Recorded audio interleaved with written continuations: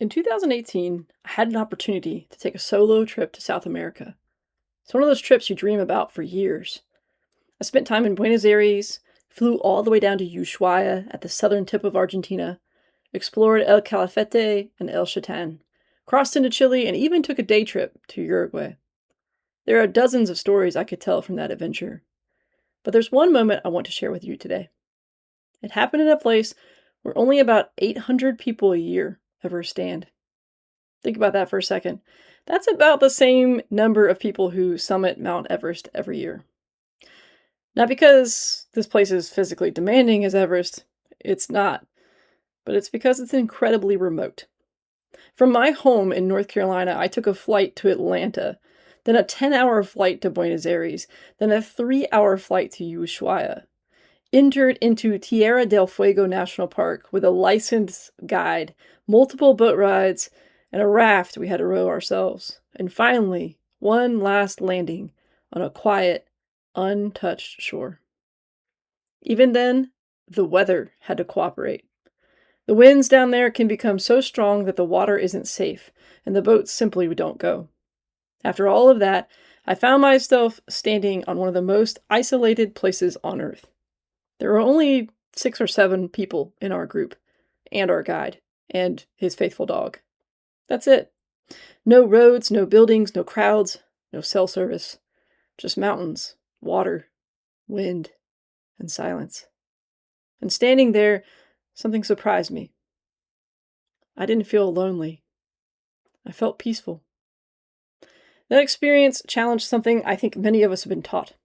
We've almost convinced ourselves that being alone automatically means being lonely. But those aren't the same thing. Not even close.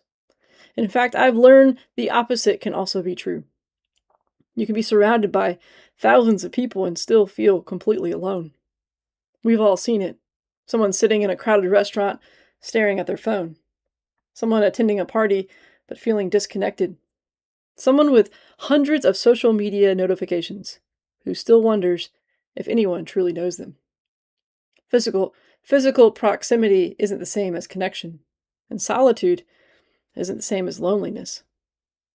I'm single, so I spend a lot of time by myself, if I choose to. If I work 40 hours each week, there are still 128 hours left in the week. And yes, I understand some of those are spent sleeping, but many of those hours are simply mine. For some people, that sounds depressing.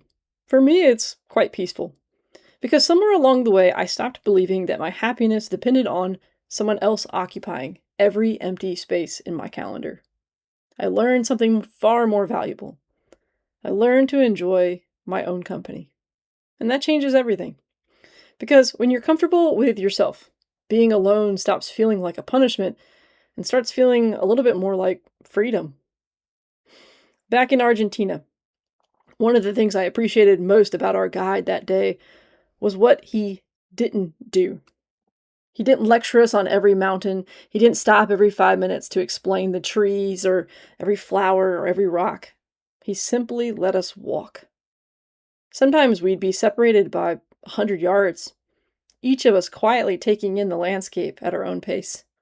There was space to think, space to breathe, to simply exist. In a world that's constantly buzzing with notifications and traffic, advertisements, opinions, and noise, that silence felt like a gift. There weren't skyscrapers or billboards. There weren't even many animals. Just untouched creation for an entire day. The loudest thing I heard was the wind. I think that's something many of us desperately need. Not necessarily a trip to the end of the world, although I highly recommend it, but moments where the world becomes quiet. Quiet enough we can finally hear ourselves think. Because here's what I've discovered. Peace isn't found by filling every empty moment. Peace is found by becoming comfortable with those empty moments. If you haven't made peace with yourself, no crowd can fix that. But once you have, even the most remote place on earth can feel like home. So here's my challenge for you today. If you found that inner peace, protect it.